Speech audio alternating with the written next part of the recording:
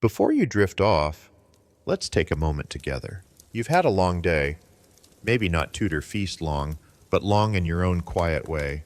The kind of day that leaves traces, little worries tucked into the corners of your thoughts, tired muscles you didn't realize were sore, breaths you forgot to take all the way in. But right now, none of that matters. Right now, there's nothing to prove. No throne to impress, no table to sit properly at. You don't have to perform or plan or pretend. You don't even have to finish this sentence before you let your eyes soften and your breath fall into its natural rhythm. You're safe here. You're not being watched, measured, ranked, or corrected. You are simply here, held by your own breath, rocked gently by the silence between words. And your body knows what to do, just like the coals know how to dim, and the sea knows how to rise and fall, and the moon knows how to hang quiet in the sky. Your body remembers rest. It remembers ease. It remembers how to let go. So let tonight be soft. Let the air feel like balm. Let every inhale loosen something deep in your chest, and every exhale carry away the weight of your day. Nothing to fix, nothing to earn, nothing to fear. Just you, in this room, in this moment. Safe, still, soothed. And if your thoughts keep knocking, let them pass through like a wind through tall grass. No need to chase them, just listen to the hush beneath it all. Hey guys, tonight we're pulling up a stiff-backed wooden stool and setting it down, politely of course, beside a linen-draped banquet table somewhere in Tudor England. The air smells of rosemary, tallow, and something alarmingly vinegary. You're in a great hall lit by flickering torches, surrounded by carved beams, embroidered tapestries, and nobles who've been fasting since sunrise just to devour the night's many dishes, which include an entire swan in disguise and, yes, something they're calling pickled hedgehog. You're hungry, that part's fine, but you're also utterly unsure of what's about to happen. You sit, maybe too early, and someone gives you a look. You glance around. There's a square of folded linen in front of you, but it turns out that's not just to dab your mouth.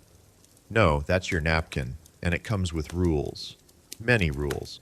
Folded once over your shoulder, that means you're ranked higher than the man next to you, tucked into your collar. That might be fine if you're French. But here, that's a faux pas unless you're under 7 or bleeding profusely. So before you get comfortable, take a moment to like the video and subscribe, but only if you genuinely enjoy what I do here. And drop your location and local time in the comments. I love seeing where and when people tune in. Now dim the lights, maybe turn on a fan for that soft background hum, and let's ease into tonight's journey together. You're seated now, hands in your lap, trying not to glance too long at the centerpiece. Something between a pheasant and a decorative fruit arrangement that's leaking gravy. The host hasn't signaled the first course yet, and in Tudor England, that matters. Social rules at table weren't just about politeness. They were a hierarchy you could taste, touch, and accidentally violate with a single misplaced spoon. Yes, spoons existed. But forks? Good luck. You're given a knife and maybe a spoon, depending on the dish. Most diners carry their own knife, tucked into their belt, often with a personal touch. Bone handle, etched initials, maybe even one blessed by a village priest. But no one at this table is stabbing their food indiscriminately. You're meant to slice, delicately, and lift each morsel to your mouth with practiced elegance. And then there's the bread. It isn't just for eating, it's the plate. A trencher, a thick, often stale slab of coarse bread used to hold your food. By the time the meal is over, your trencher will be soaked with meat juices, fruit syrup, and possibly tears. If you're lucky, it gets donated to the poor. If not, someone might toss it to the dogs, or worse, expect you to eat it. You shift a little on your bench. The man beside you just laughed at something, too loud. A woman down the line raises her goblet and the servants begin moving. Pewter dishes clink against each other. A gong sounds faintly from another chamber. It has begun. The first course arrives in a wave. It's not what you expect. No salads, no soup. Instead, a procession of meat pies, pickled fish, and spiced fruit pastes. Everything is served in elaborate style. One dish, you swear, looks exactly like a hedgehog, round, spiky with almond slivers, and sitting in a puddle of vinegar and wine. You ask, quietly, what it is. The reply is disconcerting. It's actually pork. Probably. Pickling, you soon learn, was less a culinary quirk and more a necessity. In an era before refrigeration, vinegar was your closest ally. It preserved, yes, but it also softened, sharpened, masked, and overwhelmed. Even in the finest halls, many dishes arrived sour, vinegary, or oddly sweet from excessive clove and cinnamon. Flavor wasn't subtle. It was survival dressed in a doublet. The hedgehog isn't alone. There's something made of pressed fish organs, something else that's allegedly swan, though you're beginning to suspect chicken in costume, and, most unsettling, a gelatinous mound that trembles when you look at it too hard. Leech, someone calls it, a Tudor dessert of cream, rose water, and a suspicious wobble. As you chew, slowly, you realize no one is reaching across the table. That's forbidden.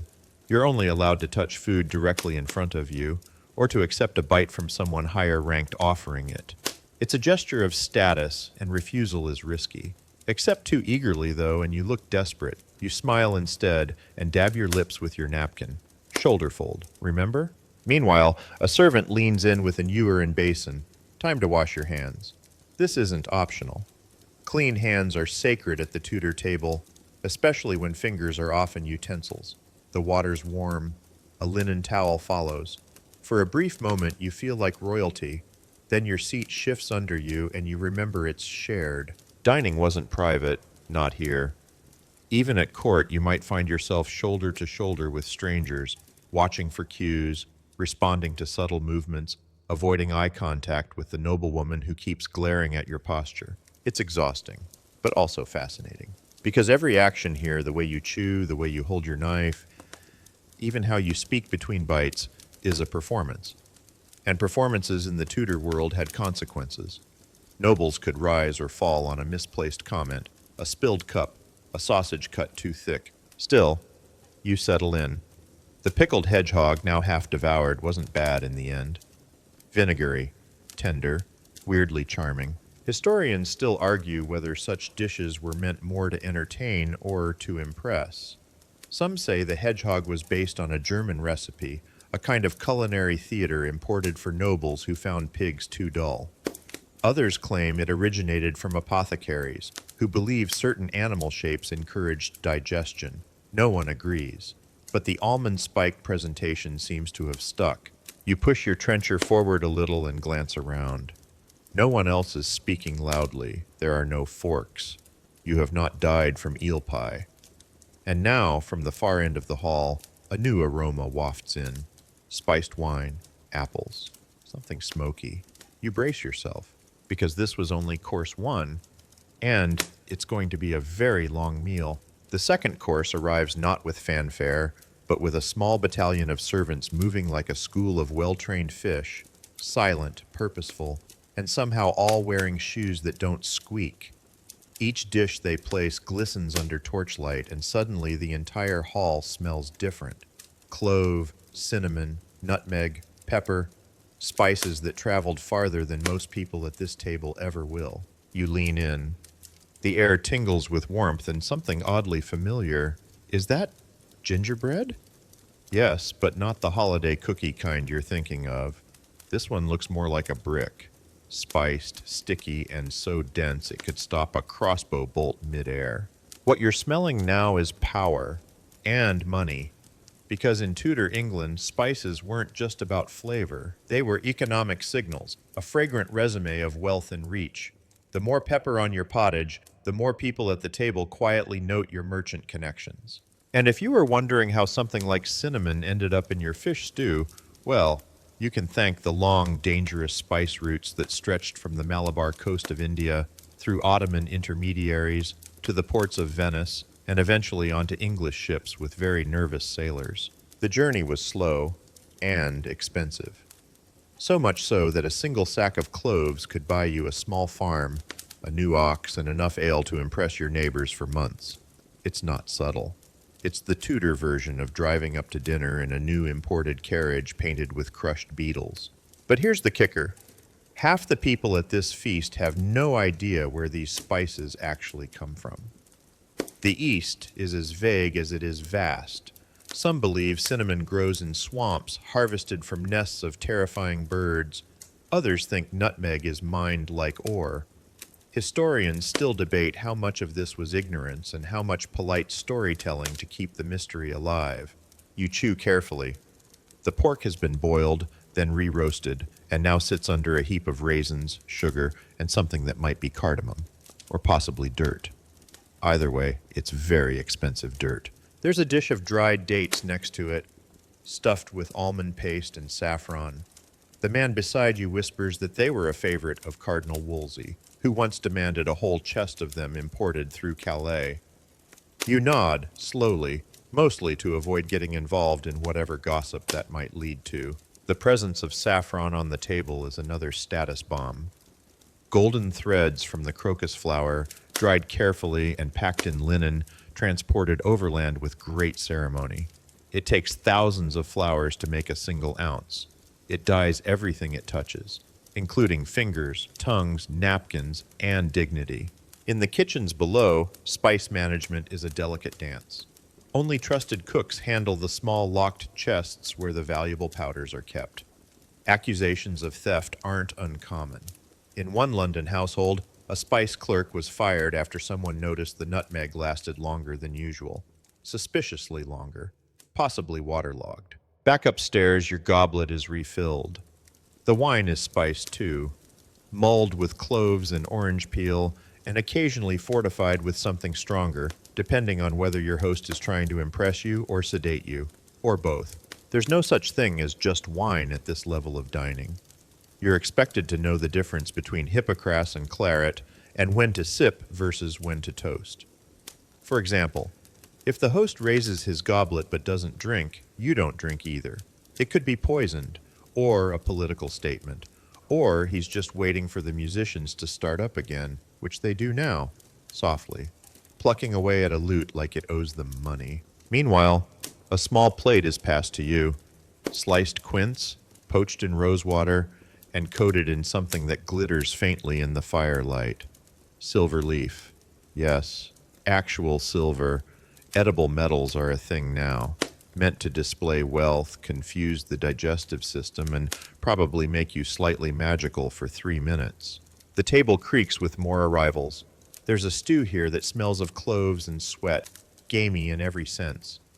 Another bowl contains what you hope are mushrooms. The man across from you is digging in with what can only be described as glee, spooning something brown and gelatinous into his mouth while describing a goose hunt that went awry. Still, not everyone is so enthusiastic. Some nobles dab at their plates, pretend to chew, and whisper into napkins. The richer the guest, the more likely they've already eaten before arriving. At home, in secret, just in case the menu tonight got a little too ambitious. And fair enough. The Tudor fascination with foreign and fermented things could lead to some unfortunate culinary experiments. There's a dish tonight made from fish fermented underground for weeks, a technique supposedly borrowed from Norse sailors. Another one smells unmistakably like cloves mixed with regret. And yet, none of this is accidental. Because dining in Tudor times isn't just nourishment. It's theater. It's politics. It's chess with gravy. And spices, they're the gambit, the flex, the way to tell your guests, yes, I do have connections in the Levant, and yes, I do enjoy powdered bark on my duck. You take another sip of wine. It's sweeter now. Or maybe you've gone numb. Either way, the scent of cinnamon is lingering, warm and almost cozy. You look up just as another round of dishes makes its way in, this time desserts. The spiced, the preserved, the absurdly expensive. There's something called marchpane, a precursor to marzipan shaped into a Tudor rose.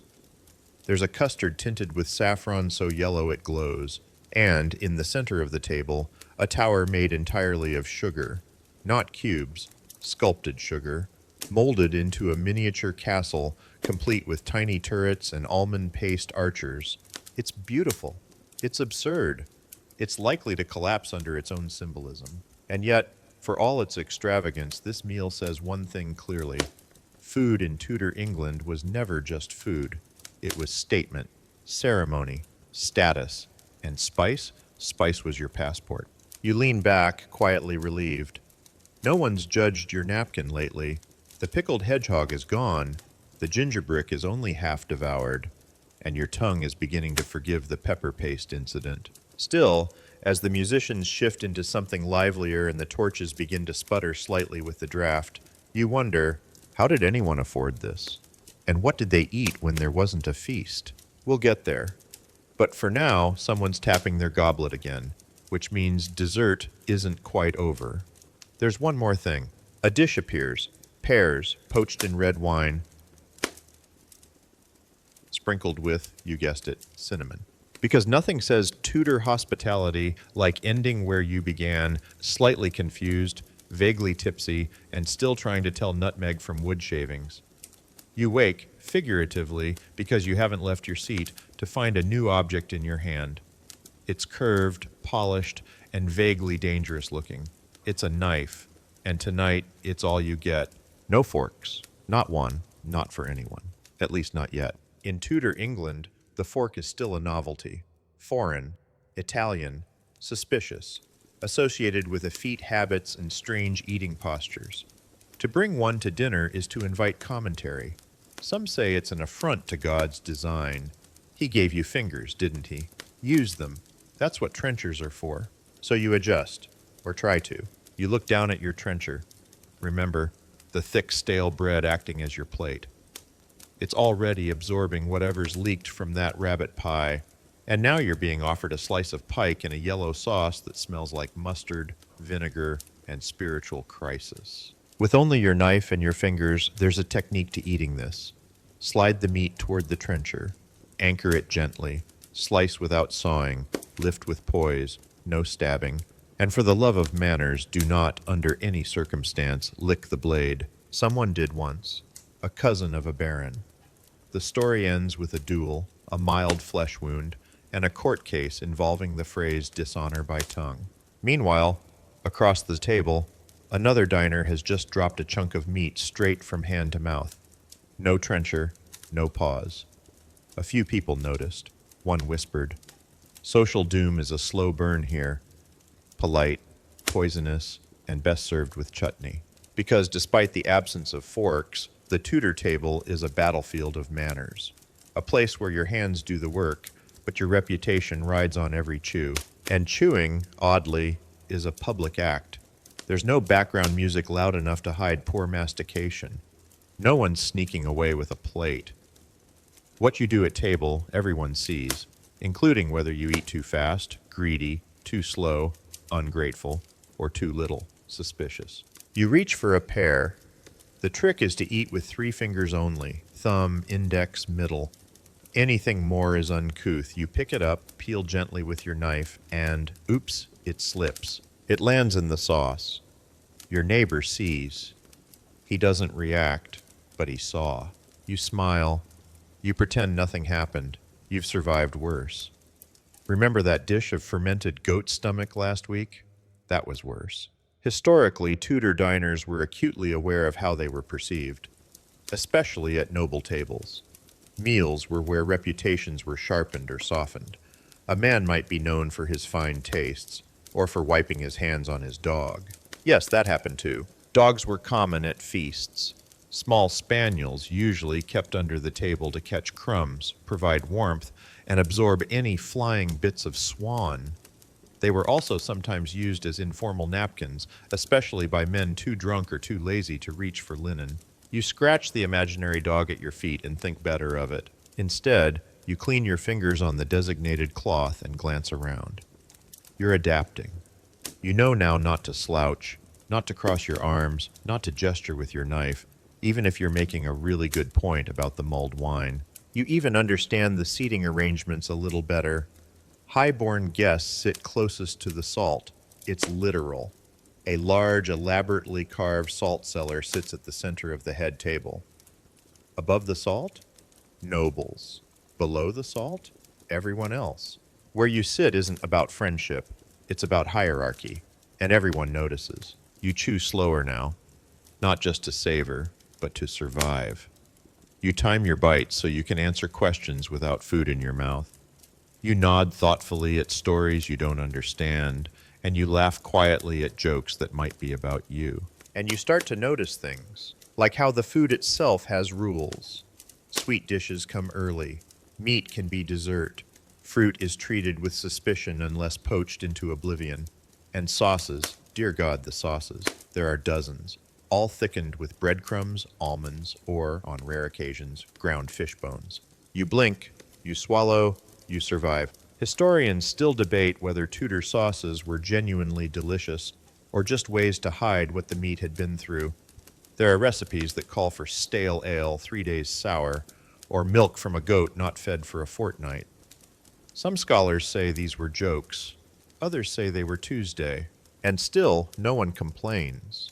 Because complaining is political. It means you're rejecting your host's hospitality, which might be tied to a favor, a land lease, or a future marriage negotiation. So you chew, with grace. Even if the quail has a feather still attached, even if the pie has more bones than meat, even if the custard jiggles in a way that seems almost sentient, unsentient. You're doing fine. The man across from you, though, not so much. He's just wiped his hands on the tablecloth and poured his wine into the wrong goblet. A servant appears behind him like a ghost. The tablecloth is quietly replaced, the goblet removed, and then nothing. No comment, just that invisible tick mark in someone's ledger. You reach for another slice of something indistinct and brown. It's labeled pasty, which could mean anything. Possibly eel, possibly fruit, possibly both. You take a bite. It's damp, but warm. And for a moment you feel almost relaxed. Your posture has improved.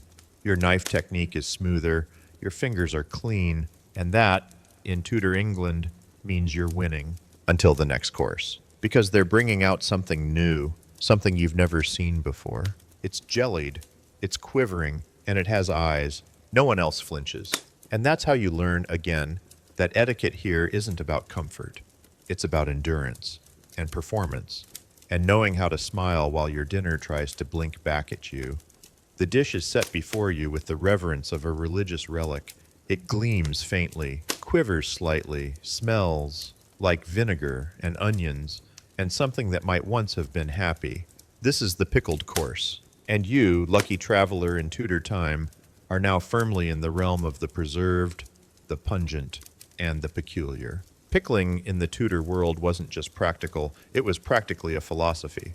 A way to cheat time, confuse the senses, and assert your ability to eat foods that, frankly, might have had their moment several weeks ago. You peer down into the dish. A slippery coil of something green and translucent rests on a bed of pickled eggs, which themselves sit atop a pudding of mustard seed, and what is that? A single pickled cherry, possibly a dare. Around you, the guests are unmoved. This is routine. Just as we might pass around condiments, the Tudors pass bowls of things steeped in vinegar, salt, and thyme. And not just vegetables. Oh no. This table offers pickled oysters, pickled walnuts, pickled herring, pickled gooseberries, pickled everything. If it stood still long enough, someone probably brined it. You tentatively take a bite. The tang hits first, sharp, immediate. Then the sweet creeps in, chased by something earthy. Or is that soapy? You're not sure, your mouth has given up. But you keep chewing. That's important. You chew, nod, and pretend that this face-puckering, throat-prickling sensation is something you grew up with. Because for the Tudors, preservation meant prestige. The ability to keep food through seasons meant you had storage, had space, had servants to mind it all. Vinegar was power, and the best households smelled faintly of it year-round. You sip wine to wash it down, but the wine has also been spiced. Cinnamon, clove, perhaps some dried rose petal. The flavors wrestle in your mouth like two noble cousins vying for inheritance. Still, you find yourself adjusting. The pickled radish isn't bad. The preserved quince has potential. The pickled tripe is, well, it's there, existing. You remember reading somewhere that Tudor physicians recommended pickled foods to balance the humors. Cut the phlegm, they'd say. or stimulate the bile. No one really knew what that meant, but if you burped afterwards, it was considered a good sign. Meanwhile, a servant enters with a long, thin tray of pickled eels, coiled like ribbons, glistening in aspic, decorated with parsley and something that looks a bit like hair. Everyone applauds. You realize, with a certain sleepy resignation, that the eel isn't even the strangest thing you'll eat tonight. The Tudors were big on display. Food that looked unusual, shaped like animals, dyed vivid colors with natural and occasionally lethal substances. The more theatrical the dish, the more powerful the host appeared, and pickling lent itself well to spectacle. Whole fish curled into jars, mushrooms soaked in wine, eggs turned greenish-blue by copper kettles. Historians still argue whether the more extreme pickling techniques were genuinely loved or merely endured with dignity. You wonder this while chewing a cube of something labeled collared pig's face, which tastes like vinegar and regret. It's not bad. It's not good. It simply is. Around the hall, the conversation shifts. No one talks about the food anymore. That's telling. The real diners talk over the pickled course, never about it. It's expected, like rain or gout. Instead, they murmur about property, inheritance, ships, marriages. One lady talks about her cousin's recent lawsuit involving a pond, a neighbor, and an unfortunate goose. Another gentleman complains about counterfeit nutmeg. You chew quietly, grateful to not be the topic. Then comes something new. Pickled turnips, dyed pink with beet juice, presented in a silver bowl shaped like a tulip. The shape is symbolic. Flowers, fertility, springtime. Even though it's winter and everyone's dressed in 5 layers of wool, including the eels. And here lies one of the stranger aspects of Tudor pickling, the deep symbolism. Food wasn't just food. A pickled pear might represent patience. A preserved lemon, purity. A pickled hedgehog? That one still confuses everyone.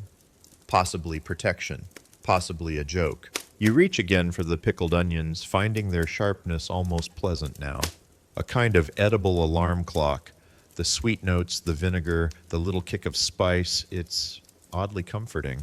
Across the table, a woman explains that she's been soaking her hands in vinegar to keep them pale. Apparently, it bleaches freckles and wards off ill humors. She lifts her hands like a magician revealing a trick. They glisten faintly. You nod politely and reach for a pickled pear. And so the evening continues, course after course, and still, the pickled things keep coming. At one point, you swear a pickled songbird makes an appearance. Everyone claps.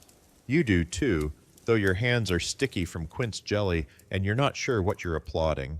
Still, the presentation is lovely. A spiral of pickled cucumbers arranged like a Tudor rose. A tower of pickled beetroot topped with gold leaf. A preserved artichoke that looks like it could bite back. And you begin to understand something. These dishes aren't meant to nourish, they're meant to endure. Just like the people who made them. Pickling is preservation. Of food, yes, but also of memory, of tradition, of a season caught in a jar and brought to table months later when the world outside is frozen, gray, and silent. In that way, there's comfort in the vinegar, even when it makes your eyes water. The air has thickened with the scent of meat.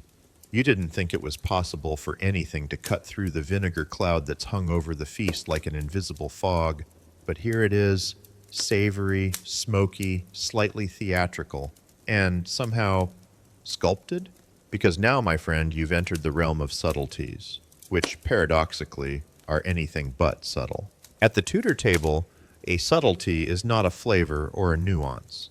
It's a dish so decorative, so over the top, so structurally unsound, it must be announced in hushed tones or by trumpet, preferably both. They are the edible sculptures of the banquet hall, the centerpiece confections that blend art with animal fat and noble aspiration. And tonight's first offering is a roast swan, its feathers lovingly reapplied post-cooking and its beak painted gold. You are not dreaming. You are simply at the point in the Tudor banquet where pageantry and protein collide. You lean forward. The swan rests atop a mound of spiced breadcrumbs dyed scarlet with beet juice. It's surrounded by candied almonds and something that might be marzipan frogs playing musical instruments. No one explains. No one needs to. This is dinner as display. But wait, there's more. Across the table, a pie arrives the size of a toddler. Its crust is embossed with heraldic crests. A servant cuts into it, and doves fly out. Actual doves. They flutter briefly under the rafters, then settle awkwardly on the tapestries. You stare, you blink, you sip your wine. No one flinches. This is normal. These culinary wonders are part theater, part intimidation. A host didn't just want you to eat well. They wanted you to gasp, to remember, to dream later of swans with burning sugar wings and pies that chirp. One famous subtlety featured a roasted pig dressed as a bishop. Another depicted a castle under siege, all in pastry, with gravy moats and batter catapults. You can't make this up, except someone clearly did. Tonight's pièce de résistance? A hedgehog made of minced pork, shaped into an oval, then studded with almonds for spines. It sits in a moat of pickled plums with 2 raisins for eyes and a tongue made from, perhaps, beetroot? Or tongue? One cannot be sure. You hesitate before trying it, but the meat is well spiced. It's unexpectedly tender, somewhere between sausage and satire. Historians still argue whether these animal-shaped dishes were humorous, spiritual, or political. Some claim they were symbolic offerings, each beast representing a virtue.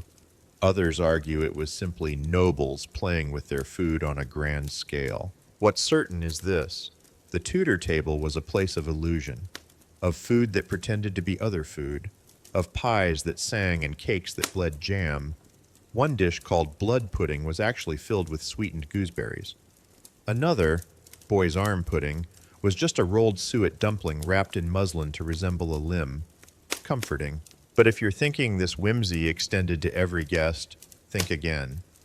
These subtleties were for show. They often remained untouched.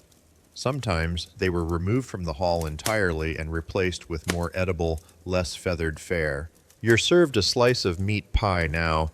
This one, thankfully, doesn't appear to contain any stage directions. It's hearty, filled with veal and dates, flavored with mace, and wrapped in a crust hard enough to break a toe. The pastry, you're told, isn't meant to be eaten. It's the vessel, the wrapper, the culinary coffin. You nod and pretend to enjoy it. The texture is dense, the meat fragrant, and the spices once again make your mouth tingle in ways that feel like a test of character. Then, just as you swallow, a new dish arrives. Peacock. Or rather, it looks like peacock. It is, in fact, peacock. But don't worry. The feathers were removed before roasting, then replaced afterward for presentation. You've never seen something look so majestic and smell so alarming. The feathers shimmer with iridescent blues and greens. The neck is held high, beak painted silver, eyes made of blackened sugar. You take the tiniest possible bite. It's tough, gamier than swan, chewier than chicken, and somehow slightly smoky. Not terrible, not great, but certainly memorable. Someone mentions that Henry VIII once served peacock with its heart aflame inside the chest cavity. This doesn't sound safe, or tasty, or even entirely legal, but it was spectacular, and that's the point. Because Tudor meals weren't just about fullness. They were about drama, theatrics, awe. Guests were expected to react, to comment, to gasp politely into their wine cups and say things like, "Ah yes, the goose and garlands reminds me of my time in Calais." You are starting to understand. It's not about liking the food. It's about liking what it means. Every dish is a metaphor. Every pie a political nod. Every spiced custard a statement. And if the food makes you uncomfortable, good. That means you noticed. Some dishes, of course, are made specifically not to be eaten.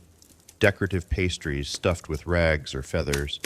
Entire pies constructed from dough so tough it's essentially medieval Tupperware. A few guests, new ones mostly. Try a bite. The look of regret is immediate. You take another sip of wine, this time unspiced, and look around. Someone at the head table is slicing into what appears to be a boar's head, complete with orange in the mouth and a crown made of spun sugar. A bard begins to sing. The boar's head carol, a real thing. You briefly wonder if you've slipped into a dream, but no. The boar is very real. The orange is very sour. The bard is slightly off key. And so you settle in. You chew your hedgehog. You nod at the dancing marzipan badgers.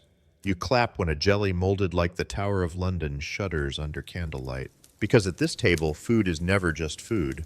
It's story, it's status, it's subtlety with a sledgehammer. And your only job? To survive it with your manners intact. You don't see the serpent arrive. You hear it first. A ripple of murmurs drifts down the length of the table. Then laughter, half delighted, half nervous. You turn, napkin still draped across your lap like a badge of good behavior, and there it is, long, glistening, curled into a great copper dish. At first, you think someone's gone completely mad and decided to cook a dragon. It is, in fact, eel, or perhaps not just eel. There's debate about that. The host calls it serpent stew, and the name alone has caused 3 people to sit up straighter and 1 man to visibly reach for a different goblet. You're not sure if it's from excitement or a desperate attempt to cleanse his palate before battle. The serpent is coiled artfully. Its skin has been dyed a deep green with parsley and spinach paste, its eyes recreated with slivers of black olive. Around the base of the dish are garnishes shaped like flames, beetroot, red onion, threads of saffron-dyed rice. It's absurd. It's mesmerizing. And it's meant to impress. Eel, as it turns out, was incredibly common in Tudor cuisine, especially among those living near rivers or with access to marshes. Rich in fat, relatively easy to catch, and able to survive out of water for long periods, eels were the workhorse of fish dishes. But here, tonight, the eel is elevated to myth. You're served a slice from the midpoint, less head, less tail. The flesh is tender, oily, and swimming in a sauce that smells of cloves, mace, and something faintly citrusy. You chew cautiously. It's better than it looks. Possibly better than the hedgehog. Definitely better than the pie filled with something no one's named. The woman next to you murmurs that this stew might have crocodile in it. Imported from the Nile, she says. Cooked by a Frenchman with a grudge. Her tone is too serious to be joking, but it's more likely a rumor, like the tale of the banquet that served roast phoenix, actually goose dyed with saffron, or the knight who swore he'd once eaten griffin liver in Florence. Historians still argue whether these stories were metaphor, marketing, or outright propaganda. Did anyone really serve crocodile at a Tudor feast? Possibly. Did anyone know what crocodile was supposed to taste like? Unlikely. More plausible is the Tudor love of exoticism. Remember, this is an age when maps still had dragons on the edges, and travelers' tales were taken as half fact, half theater. A dish named serpent wasn't just food, it was mystery, magic, a chance to taste something just out of reach. And the more foreign the dish, the more prestige it carried. Spices from the Indies, fruit from Portugal, fish from waters no one at this table had ever seen. The dining table became a stage for empire, aspiration, and exaggeration. You sip your wine. It's clove-heavy again, but this time comforting. The serpent lingers on your plate, half-eaten. You find yourself oddly enjoying it now, or at least understanding it. The stew has texture, layers, a richness that defies its appearance. And you suspect the cook spent hours layering the flavors to make eel taste not just edible, but luxurious. And beneath the glamour of pickled cherries and flame-cut carrots, you taste something else, ambition. Because cooks in Tudor kitchens were more than servants. They were artists, chemists, architects of illusion. Some trained in London guilds. Others were brought in from abroad. France, Spain, even as far as the Levant. They brought techniques, sauces, showmanship. A good cook could make or break a noble household's reputation. A great one could earn favors, titles, even land. There's a tale of a chef who made an entire roast goose sing by inserting bellows into its chest cavity. Another once baked a pie that contained live frogs, which leapt out when the crust was cut, delighting children and horrifying everyone else. And yes, there were failures. One ambitious cook tried to serve a jelly shaped like St. George's Chapel. It collapsed mid-procession, splattering a cardinal with raspberry syrup. The cook was reassigned to oyster duty for the next 6 years. But tonight, at this table, the serpent stew is a triumph. Even the musicians pause to glance over. One of them whispers something to the other and gestures with his lute. You glance down the table. Another guest is now biting into the tail section, eyes closed in theatrical delight. His sleeves are velvet, his napkin monogrammed. He is important.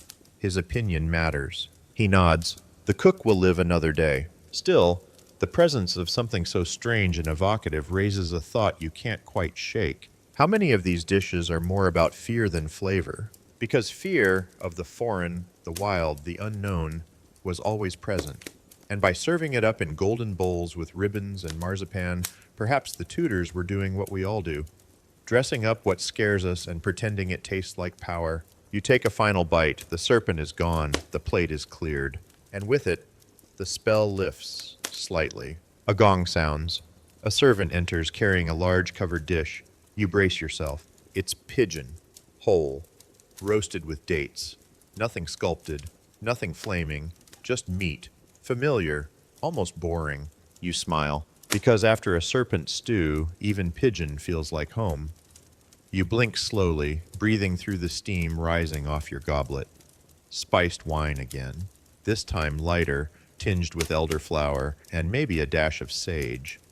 Someone mutters that it's for clarity of thought, which is a gentle way of saying it might be your last fully coherent moment before the cups start to blur.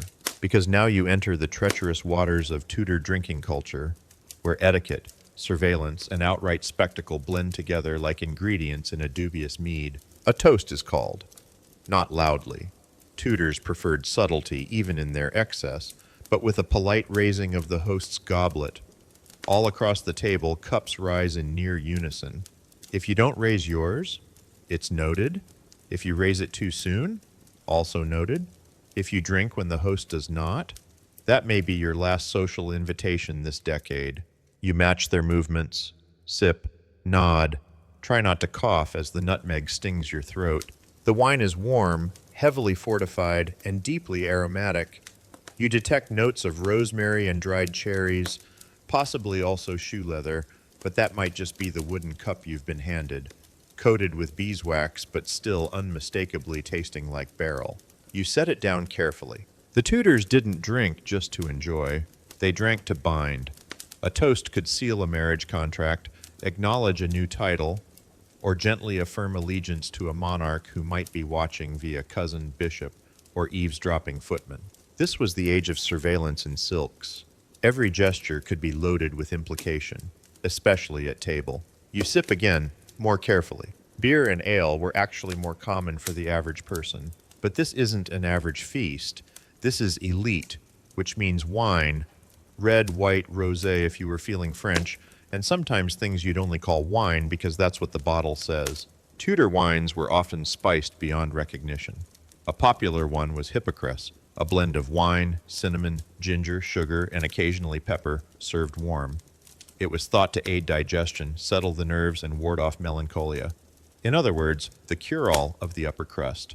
You reach for bread to mop up what's left in your goblet, but your trencher has gone fully limp, soggy with meat drippings and custard. A servant appears behind you, as if summoned by thought, and replaces it with a fresh one. This too is telling. You're being watched, which means you've passed some invisible test. Enough poise, enough polite chewing, enough nodding at political gossip you barely understand. You've earned a clean trencher. Congratulations. Across the table, two older men are playing a slow game of who can toast the most without actually drinking. They raise their goblets, speak, nod, sip infinitesimally, set the cup down, repeat. It's graceful, tense, slightly comedic. Then a third man, young, eager, unaware, raises his goblet and drinks deeply.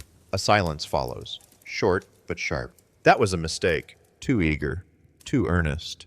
Possibly implying distrust in others' cups. Possibly implying he's more thirsty for power than anyone suspected. You file this moment away, because drinking in the Tudor court wasn't about thirst, it was about timing. Historians still argue whether shared cups were a gesture of unity or a method of control.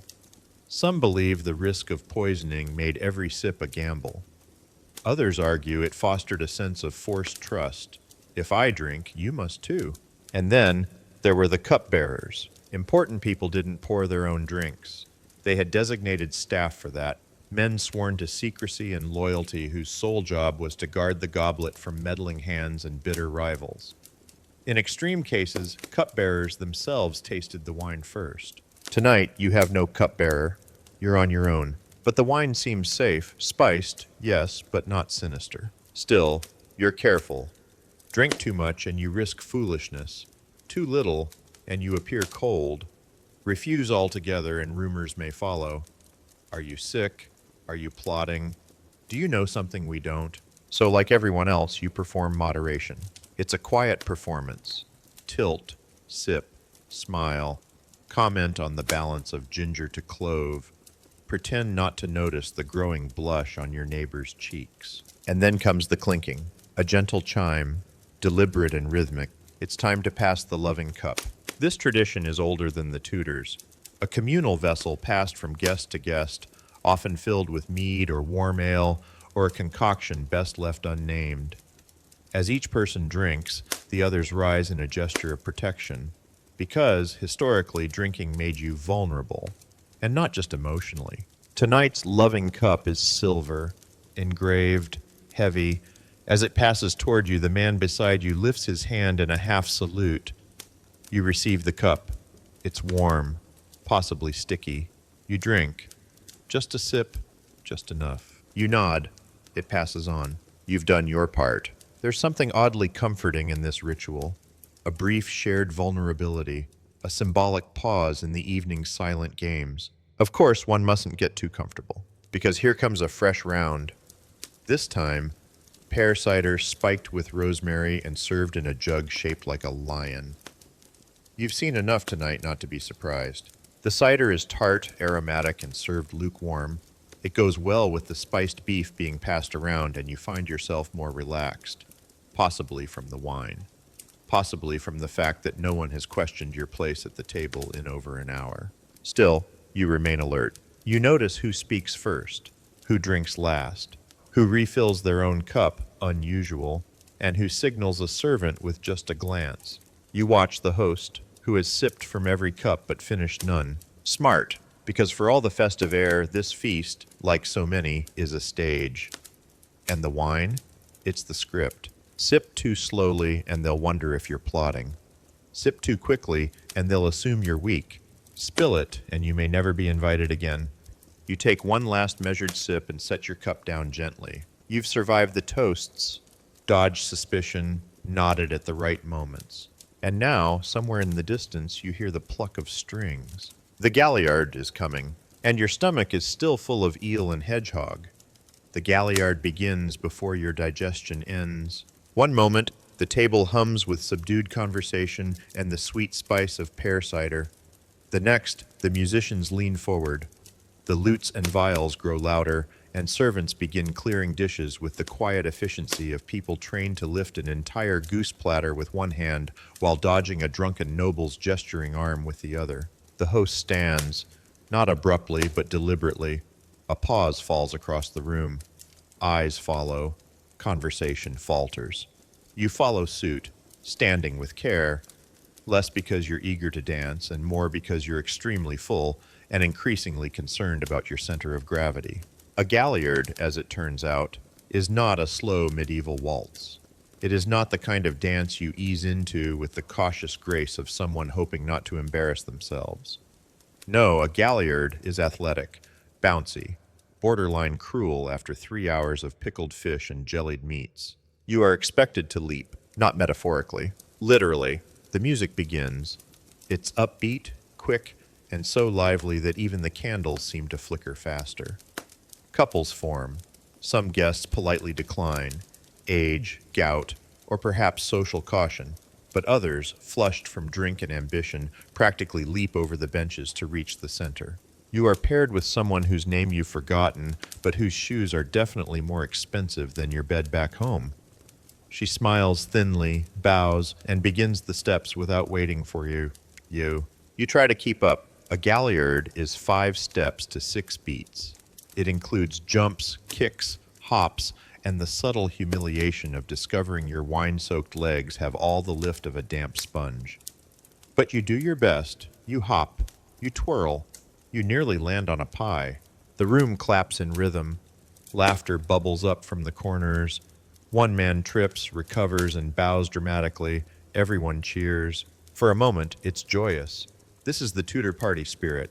Half comedy, half cardio. But like everything in this hall, it's also loaded. Dancing was social currency. It showed grace, strength, youth, discipline. A nobleman who danced well could rise in favor. One who danced poorly might find his invitations dwindling. Queen Elizabeth herself was said to dance galliards every morning for exercise. Alone, in heels, at sunrise. You try to imagine that while you stumble through another hop. The floor is stone, covered in rushes. You narrowly avoid stepping on a discarded plum. Your partner glides easily, her skirts barely rustling. You, on the other hand, resemble a well-dressed goose trying to escape a puddle. She smiles anyway. Or pities you. Hard to tell. You remember hearing that the galliard became especially popular during the reign of Henry VIII. He loved music, spectacle, and any excuse to show off his athleticism. In his youth, he was quite the dancer. Long before time, injury, and roast swan conspired against his knees. Back in the hall, the musicians shift into a variation. More tambourine, more tempo, the dance changes. This part is called the vol. The volt. It involves lifting your partner. You do not attempt it.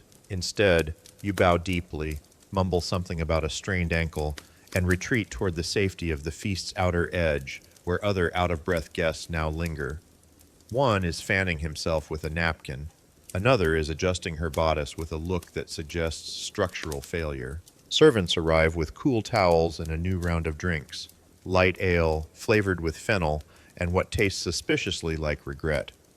You take one. Sip slowly. You've earned it, because while dancing may seem frivolous, it too is part of the feast's grand machinery.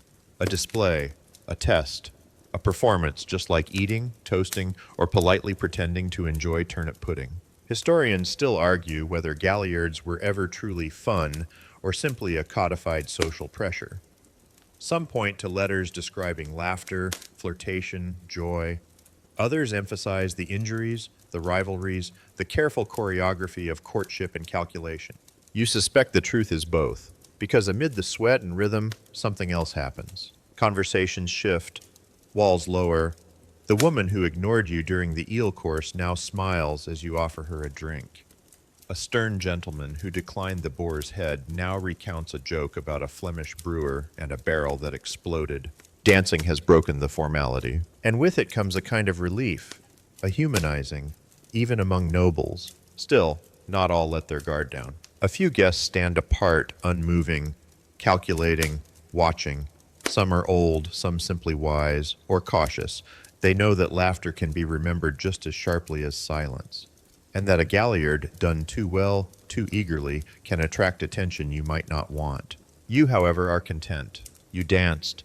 You survived. You did not leap into the Duchess of Suffolk's embroidery. That is enough. The music softens. The tempo slows. Couples part. The center of the room empties. And now the servers return. Desserts, one thinks. But no, something different. A settling course, someone calls it. A phrase that means exactly what it sounds like. Soft cheeses, candied ginger, a bowl of prunes soaked in wine.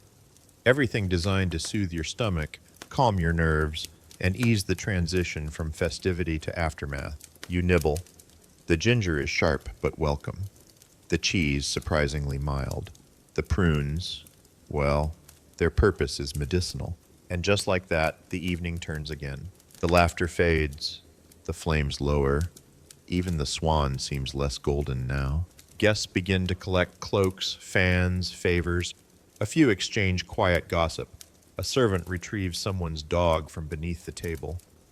The animal is snoring, belly full of trencher crumbs and a possibly intentional pigeon. You stretch discreetly. Your calves ache. Your mind swirls slightly with wine and movement and the memory of sugar sculptures. But most of all, you feel full. Not just in the belly, but in the mind, with images, flavors, smells, sounds. This is the Tudor banquet. Not just a meal, a memory, a test, a small edible war, and somehow you survive the galliard. You slip out the side door of nobility, just for a moment, just for air, and find yourself blinking in the dusk light of a smaller world. No peacocks, no lutes, no dancing hedgehogs molded from pork, just damp cobblestones, the earthy scent of mud, wood smoke from a hearth nearby, and the faint squeal of a pig who definitely does not want to be dinner. Because now, we're leaving the glittering banqueting halls behind and ducking through the thatched door of a Tudor cottage, low-beamed, drafty, and home to the kind of meal that never gets written into royal menus. This is what the common folk eat, and you, nose still tingling from Hippocras, are about to realize just how far the other side of the table really is. The ceiling here is barely 6 feet. The rushes on the floor are strewn with dried herbs, mostly to keep the fleas from organizing into a militia. The fire is lit, but low, and the single iron pot hanging from the trammel hook smells of onions, grains, and something wild and feathery, probably pigeon. The peasant diet of Tudor England was based on survival, not performance, not subtlety, not even always taste. It was about fuel, what you could grow, gather, beg, or barter, and if it tasted vaguely decent, that was a bonus. You squat beside the hearth and peer into the bubbling mess. It's called pottage, a word that covered a multitude of sins. Basically, a slow-cooked soup or stew, often grain-based, to which anything available was added. Roots, greens, beans, sometimes a piece of salted meat if someone had a good day. This one has leeks, maybe turnip. A few bones for flavor, possibly left over from a wealthier neighbor's table. It smells faintly of thyme and wood smoke, and it's hot, which counts for a lot in a world with cold beds and colder landlords. You're offered a bowl, wooden, slightly scorched. You sip. It's a better than expected. Earthy, filling, a bit bland, but in a comforting way. No surprises, no eels, and no cutlery either. You eat with a crust of bread used like a scoop. It's coarse, made from rye and barley, what was called maslin bread. White flour was rare and precious, reserved for the rich. For you, bread with bits of stone still in it from rough milling. You chew, carefully. Tooth damage was common. Outside, a child runs by with a handful of something green, nettles or dock leaves maybe. Herbs were gathered wild and used in everything from soup to medicine to stuffing for straw mattresses. There's a lump of cheese on the table, hard, tangy, a bit cracked, made from skimmed milk. Cheese was a luxury for some peasants, but a necessity in regions where meat was rare. Paired with bread and onions, it was a meal. Add ale, and you might even call it indulgent. Speaking of ale, a jug is passed. Warm, flat, slightly sour. It's called small beer. Low alcohol, brewed quickly, and safer than most water. Children drank it. Pregnant women drank it. You drink it. Not because you want to, but because your stomach remembers the vinegar of noble tables and politely requests something less aggressive. This world is slower, quieter, but no less social. Neighbors gather, news is shared. There's laughter, coarse but real. Someone tells a joke about a monk and a cabbage. You don't get it, but you laugh anyway. The atmosphere is different from court. Less guarded, less gilded, more human. Still, it's not idyllic. Hunger is a frequent guest. In winter, food stores shrink. Porridge becomes thinner. Bread is stretched with beans or even powdered acorns. Some peasants boil tree bark or chew on old leather softened in broth. Survival is creative, but never certain. Historians still debate the average peasant's caloric intake. Some argue they ate surprisingly well, depending on the season, the region, the harvest.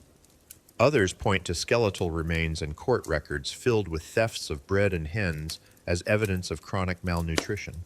The truth? Likely somewhere in the steam rising from this humble pot. One old man recalls a festival where they roasted a whole pig, says it smelled like heaven and burned like sin. Only happened once in his lifetime. Another woman brags about the time she found eggs hidden in a hedge and made a custard in a clay bowl over hot stones. Only curdled a little, she says, beaming. You're handed a second helping of pottage. This one has something new. a feather floating on top. You fish it out, set it aside, carry on. Because here, in the low beams and smoky air, there's no time for squeamishness. Food is food, whether it's nettle soup, boiled barley, or a squirrel roasted on a stick. Still, there's a strange warmth in it all. The meals may be simple, but the company is real. The food may be plain, but it's honest. And though the walls are thin and the beds are straw, the fire glows, the bread fills your belly, and no one's sculpting badgers out of almond paste. You glance at the ceiling. It sags slightly.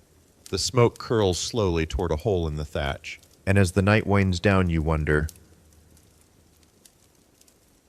was the peasant diet harsher? Yes. But was it sometimes more sane? Also yes. Because in this quiet corner of Tudor England, no one's pickling hedgehogs. No one's dancing on a stomach full of saffron. And no one's trying to impress the queen with a pie that sings. They're just trying to make it through winter, one bowl of pottage at a time. You return to court not by carriage, but by context. The smells hit you first. Spiced rosewater, beeswax polish, and that unmistakable whiff of velvet worn too often and aired too seldom. Then comes the hush, the not quite silence of nobles pretending not to stare. You're back at the high table, and this time the queen is dining. Not just dining,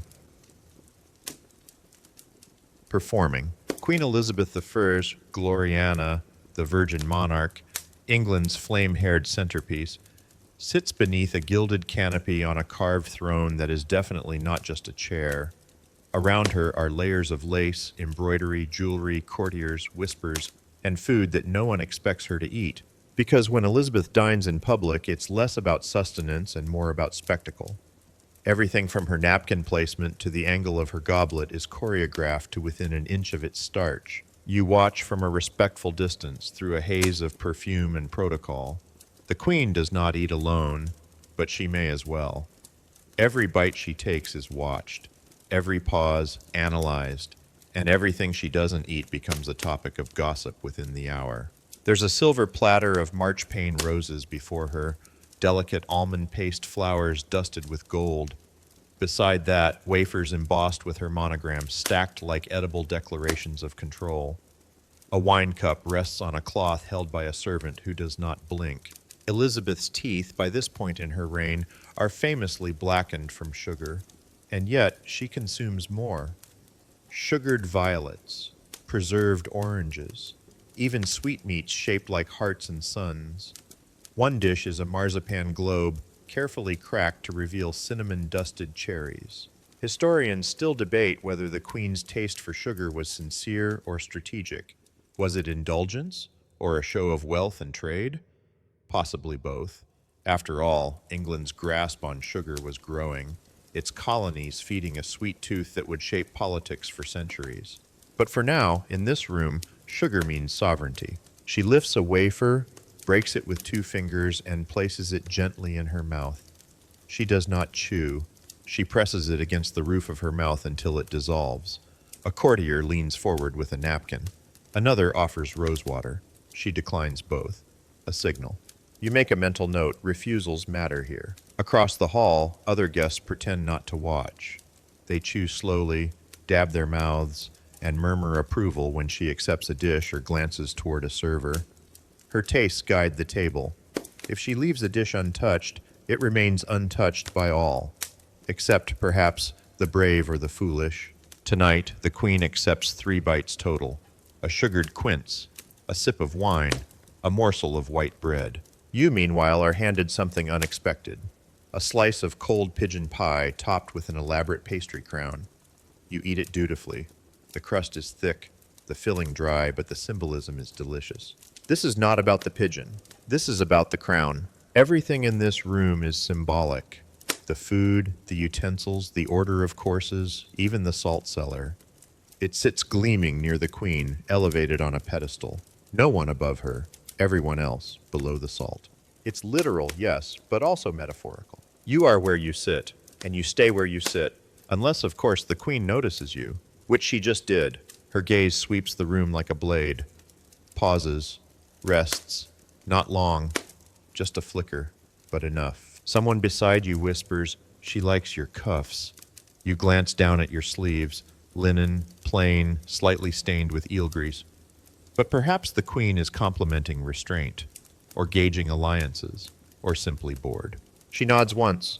The music shifts. Dessert is announced. This time it's sugar plates, not on plates, of plates.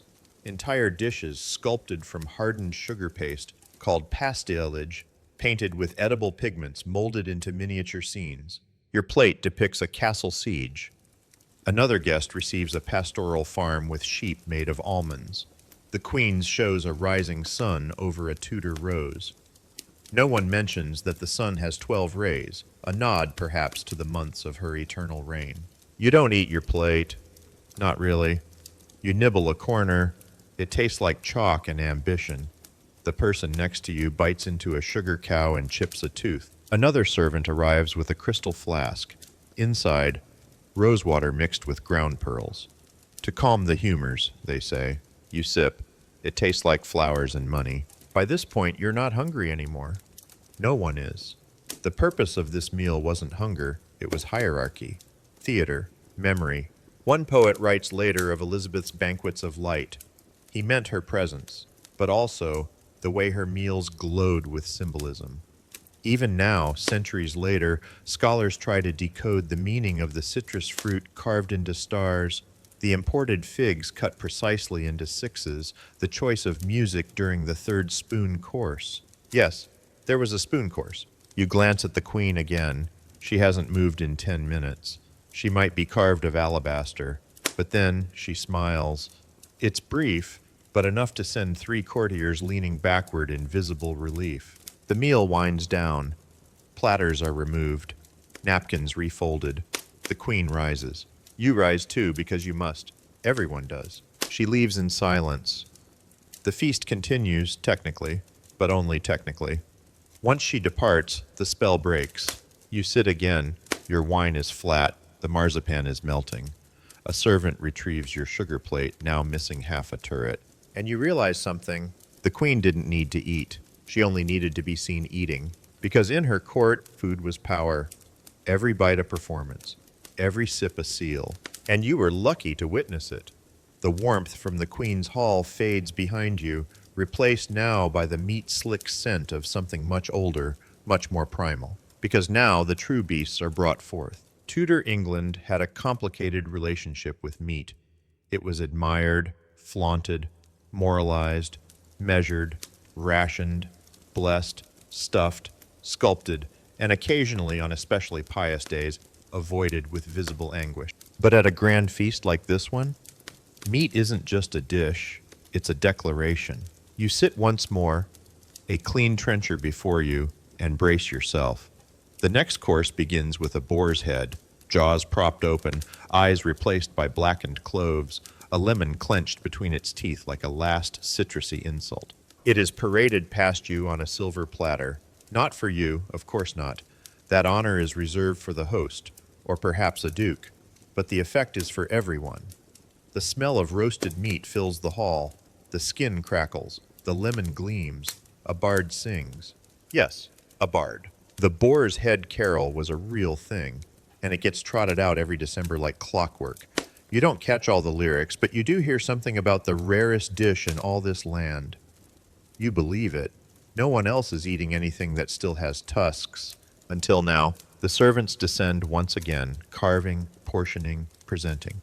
And this time, the offerings are unrelenting. Roast venison in a syrup of red wine and black pepper. Goose glazed in honey and mustard. Veal wrapped in sage and crusted in rough salt. A suckling pig so tender it trembles when touched, and it has an apple in its mouth because some jokes are ancient. And then the hedgehog returns, or a new one. This time it's smaller. Served cold, minced pork, heavy with cinnamon and breadcrumbs, shaped like the beast it's named for. Almonds again for spines, cloves for eyes, its little snout upturned as if questioning its own fate. You don't question, you eat. It's strangely good, rich, warming, and you begin to understand why this became a thing. A hedgehog was a familiar countryside creature, harmless, humble, the kind of animal peasants saw rooting through their gardens. To sculpt one in meat was part homage, part joke, part kitchen whimsy. Historians still argue whether the pickled hedgehog was a common sight or a one-time showpiece that caught on like a bad song. Some say it emerged from German cookery, others that it was a relic of pagan feasts turned playful under Christianity's watchful eye. No one agrees. But here it is, in front of you, again. You eat it anyway.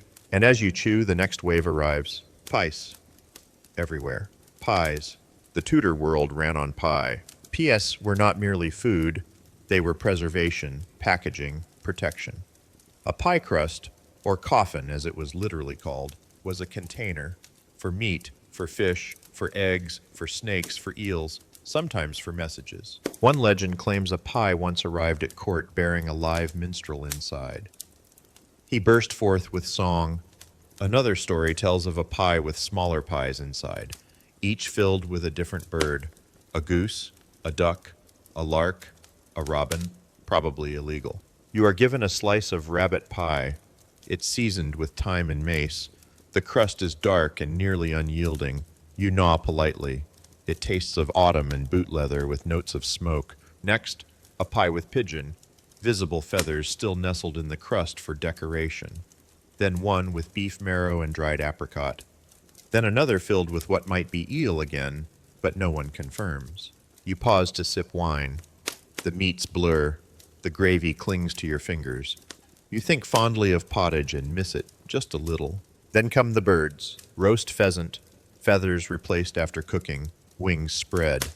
Capon, stewed in milk and saffron. Heron, yes, heron, supposedly reserved for the upper crust and tough as old jerkin. You try a bite, it chews back. And then, porpoise pie. It's rare, it's coastal. It's technically a fish, which means it can be eaten on fasting days, but it's rich, fatty, and smells faintly of old coins and salt.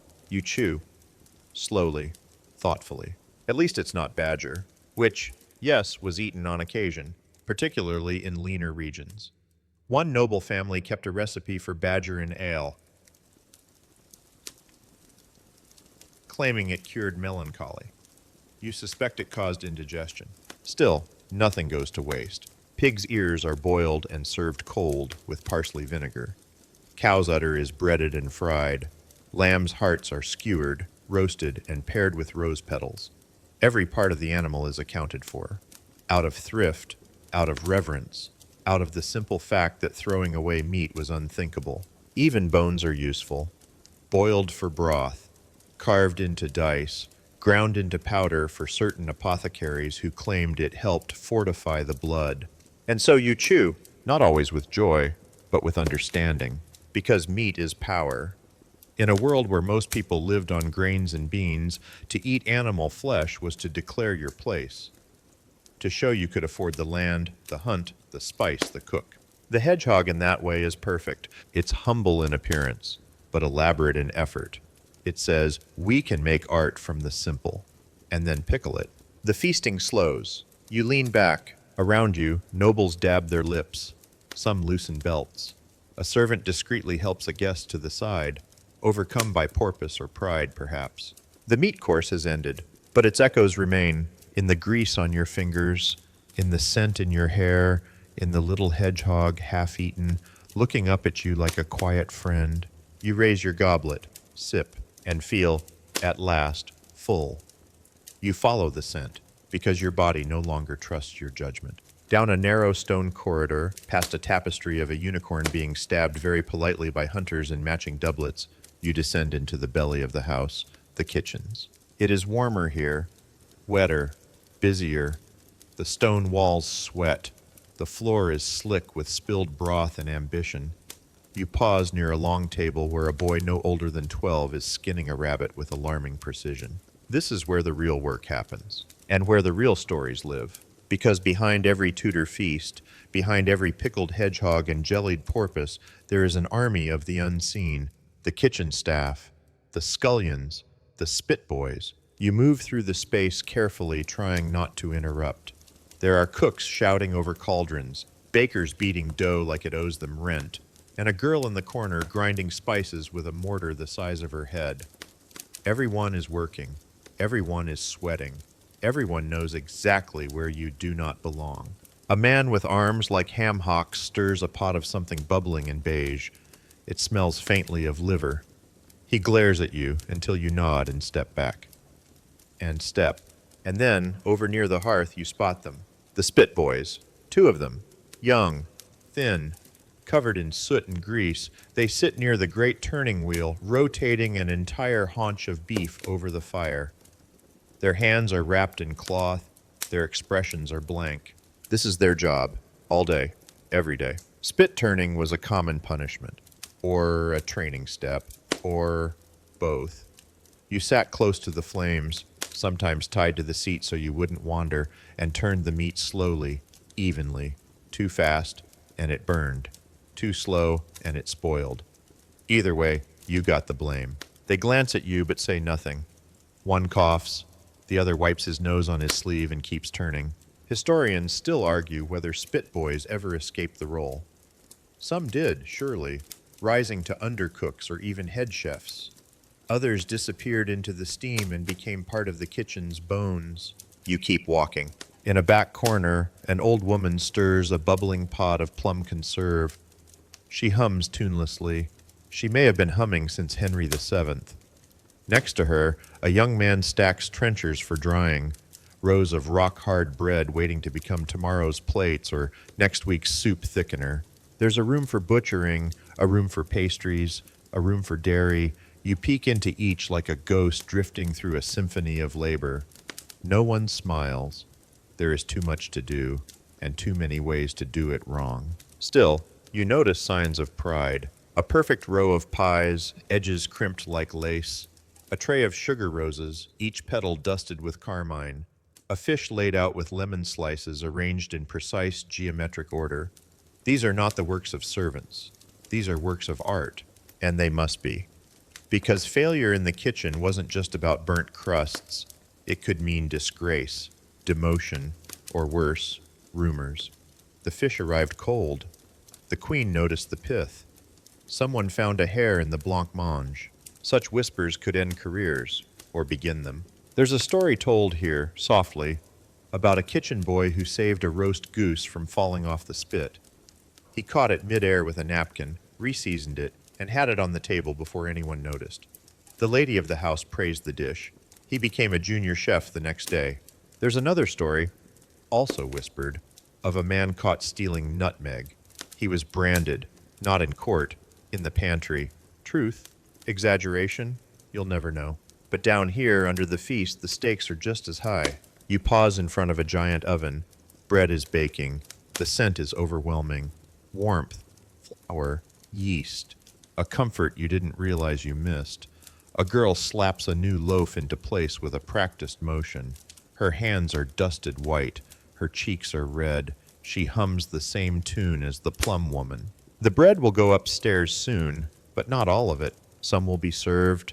Some will line platters, some will be dried for sauce thickening, some will be fed to the dogs, and some, just a few, will be given to the poor, left outside the gate in baskets at dawn, cold, hard, but still bread. You make your way back toward the main hearth where the final meats are being seared and basted. A bucket of dripping sits beside the fire, ready to be poured over roasted capons. A spit boy shifts in his seat and winces. His hands are blistered. You glance again at the work, and for a moment you imagine the feast above. The candles, the swans, the music. Without all this, impossible. Everything up there depends on this. On the scullions who scrub pans until their knuckles crack. On the spice girl who grinds until dawn. On the boy who turns meat while dreaming of anything else. You step back into the corridor. Cool air. Silence. A tapestry of St. George and his dragon greets you again. You nod at it now, a quiet acknowledgement, because you've seen the dragon, and it's a kitchen fire. You return to the hall with a renewed appreciation for your trencher, not for what sits atop it now, but for what it is. A plate, a bowl, a sponge, a metaphor. The trencher is, quite literally, bread. Thick, stale, brown, and often baked days in advance, it serves as the edible dish of the Tudor world. It's not always eaten. In fact, among the nobility, it's often left behind, or donated to the poor, or the dogs, or the servants who whisper about how the gravy lines reveal a man's soul. Tonight, your trencher is filled again, this time with something deceptively simple. Poached pears, stewed plums, a wedge of cheese, and a slice of sweetened bread pudding that looks like it's been kissed by fire. The meal is winding down, but the trencher is eternal. You stare at it and wonder how many hands touched the flour that made it, how many mouths will come to it after yours. In this room, the trencher is humble. Elsewhere, it is survival. In the lower classes, trenchers aren't symbolic. They are dinner. Used, reused, and eventually consumed, whether by hunger or necessity. Some are sliced and boiled into thick porridge. Others are rubbed with garlic and grilled into toast. A few become the foundation for what we now call bread soup, a staple for centuries. But at this table tonight, the trencher marks your place, your status, your proximity to the salt. You look up as a servant leans in with a fresh one. Yours is too wet, too laden, too much evidence. It's removed discreetly. A new one, drier, cleaner, and slightly larger, is slid into its place. You don't question it. That's not your job. You've noticed by now that the trenchers near the queen are often untouched, symbolic only, as if to say, we have so much bread we can afford to ignore it. Farther down the table, however, trenchers are being eaten. Not immediately, not eagerly, but steadily. A noblewoman scrapes hers with a spoon, then adds a dollop of gooseberry preserve. A boy tears his into chunks and dips it into the melting cheese. A man beside you folds his like a makeshift taco around roasted quince and salt pork. You copy him. It's surprisingly good. And now you understand. The trencher is more than bread. It's the final bite, the closing note, the last word in a long, complicated conversation between food and form. You break off a piece and chew. It's tough, earthy. It tastes like the feast distilled. In its way, it is the feast. Every dish that's been served, every syrup, every sauce, every spilled drop has been absorbed into this one heavy slice of bread. It's like eating memory. You sit back, and then a servant enters with a tray of trenchers that are, oddly, cold, stiff, stacked in neat piles. They're for the poor. You realize they've been collecting uneaten trenchers all night, some soaked in honey and wine, others with smears of liver and fish. Each one carries the echo of a dish that someone couldn't finish or wouldn't touch. They'll be delivered to the almshouse, or the abbey, or to the children who wait in the alley behind the kitchen, hoping. This tradition is called dole bread. It's been part of English feasting culture for centuries, a way for the wealthy to claim generosity without cost, a loophole of conscience. We didn't waste, they say. We fed the poor. Historians still debate whether this practice was charity or showmanship. Did it ease hunger? Yes. Did it change anything? Unlikely. But for the children behind the kitchens, it meant one thing: food. You imagine them now, gnawing on trenchers steeped in goose fat, arguing over which part of the bread held the marzipan, trading crusts like currency. And in that moment you feel it, the strange democracy of the trencher. It touches every class, served on gold plates or passed through iron gates. It binds the Tudor table together in a way few things can. It is, quite literally, the foundation of the meal, and perhaps of the world itself. You reach for what remains of yours and eat it slowly. It tastes of everything and of nothing, of richness and rot, spice and soot. You chew, and you wonder how many stories are buried in crusts no one bothers to read. Your lips still taste of bread and spiced pear when the next course arrives. Not food this time, but liquid courage masquerading as medicine. It's the apothecary's portion of the meal, the bit where food and folklore, science and sorcery begin to blur. And you, weary from pigeon pie and polite nodding, are handed a small ceramic cup filled with something faintly smoking, The man next to you calls it wormwood wine. The woman to your left mutters a prayer before sipping hers. You hesitate, because now you've entered the realm of Tudor culinary cures, a strange and slippery place where everything eaten is also, somehow, supposed to fix you. The wormwood wine tastes like regret wrapped in herbs, bitter, sharp, and slightly metallic. It was once believed to balance the humors, particularly bile, which, given the amount of venison you just consumed, might be needed. Next comes a small square of quince jelly with dried rose petals on top. Not a dessert, a digestive. Or so says the apothecary servant who places it before you with the air of someone delivering a royal decree. The Tudors did not separate food and medicine. Not really. Everything you ate had meaning, and often, a purpose beyond nutrition. Ginger for the stomach, cloves for the teeth, nutmeg to warm the blood, sugar to revive the spirits. Even things that sound completely unappetizing, like pickled eyeballs or ox gall, were considered helpful in the right quantities. You are handed a lozenge made from honey, vinegar, and dried lavender. You chew it politely. It tastes like someone tried to turn a flower bed into a cough drop. Historians still debate how much of Tudor medical food actually worked. Some remedies appear in multiple cookbooks and were likely effective, like elderberry syrup for colds. Others, such as mixing burnt hedgehog skin with wine to cure kidney stones, seem more theoretical. A new dish arrives. It's small, round, and unmistakably odd. A blancmange, but not like any you've had before. This one is made from rice flour, almond milk, and capon meat. Yes, meat, mixed into the pudding. It was once considered ideal for the sick and recovering. Bland, soft, nourishing. You take a bite. It's confusing. Sweet, savory, slightly peppery, vaguely sad. But it's tradition. In Tudor households, the line between kitchen and infirmary was blurred. The lady of the house often kept both recipe books and remedy scrolls. Some even had locked chests filled with sugar, spices, dried frogs, and treacle for use in both pies and plasters. You sip something new. It's mead laced with pennyroyal, used apparently to ward off bad air and encourage monthly regularity. You suddenly regret asking.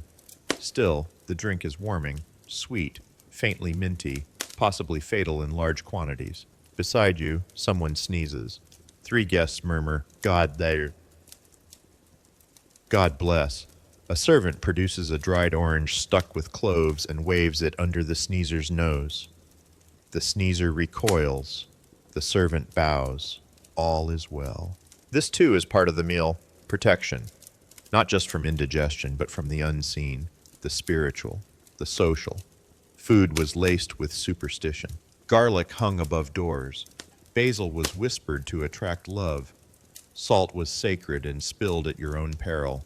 Eggshells were crushed after use to stop witches from sailing them. Yes, that was a real belief. And now the conversation turns to poison, as it always does. A man across the table describes a dinner where a duke died mid-bite.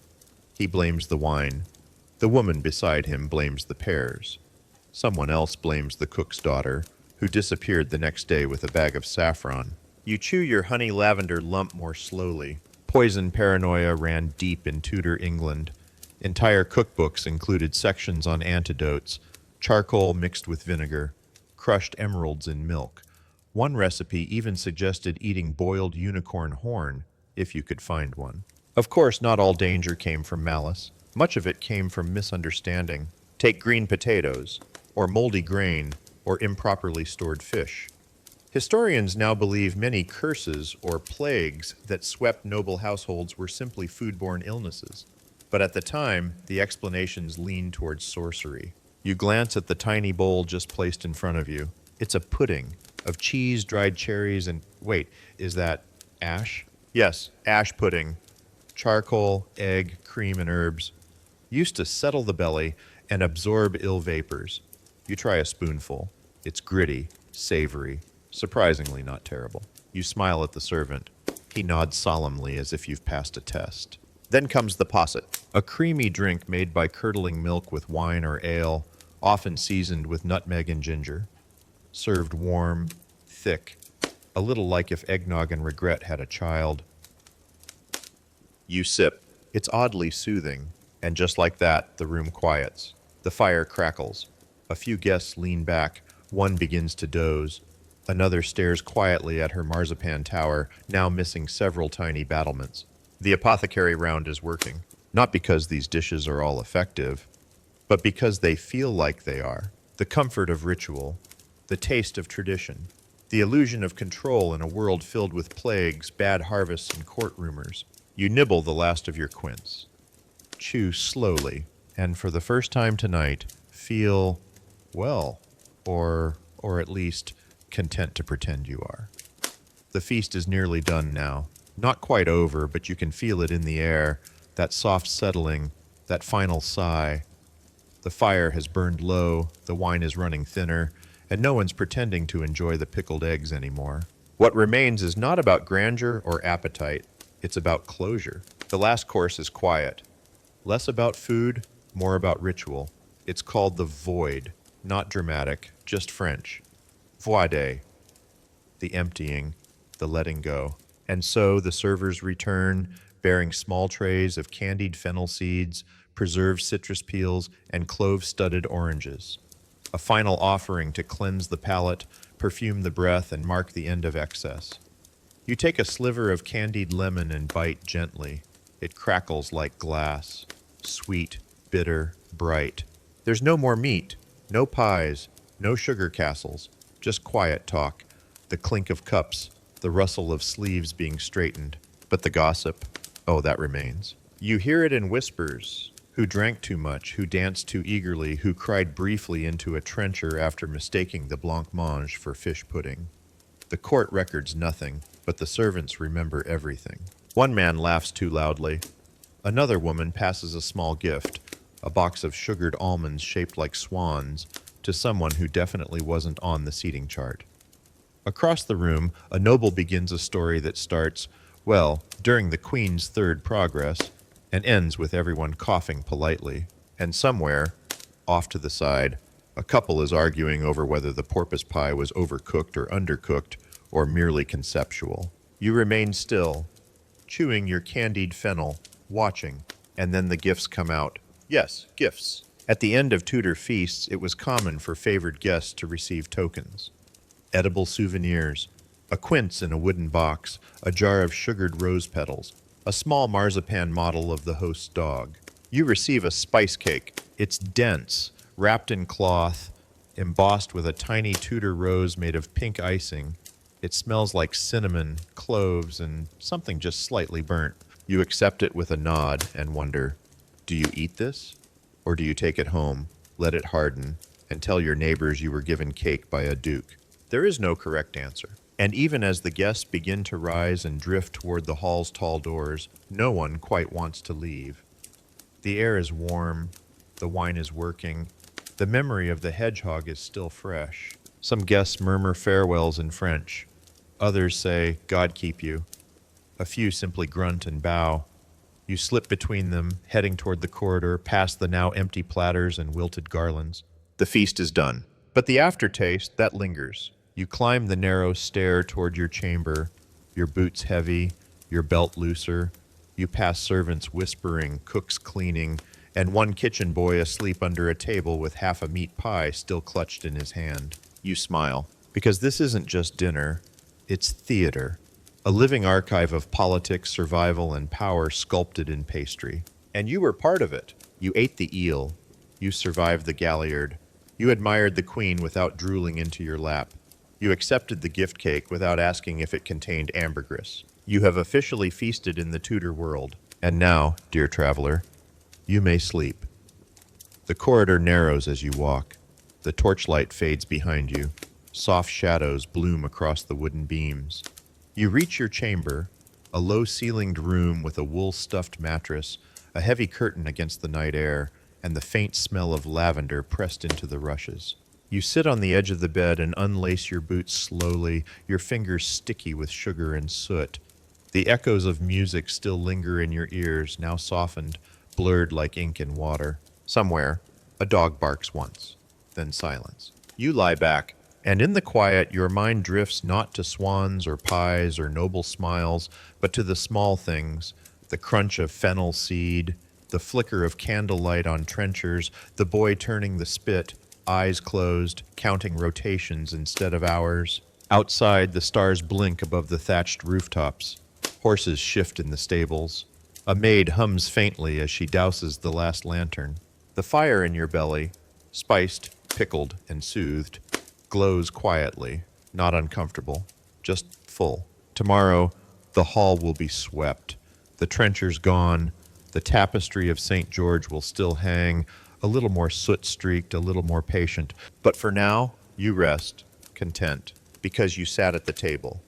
You tasted history, and you learned that even in a world of porpoise pies and peacock crowns, the greatest luxury is this: a full belly and a quiet room. Sleep well, sleep tight, traveler of Tudor halls. May your dreams be hedgehog-free and your trenchers warm. Until next time, sweet dreams.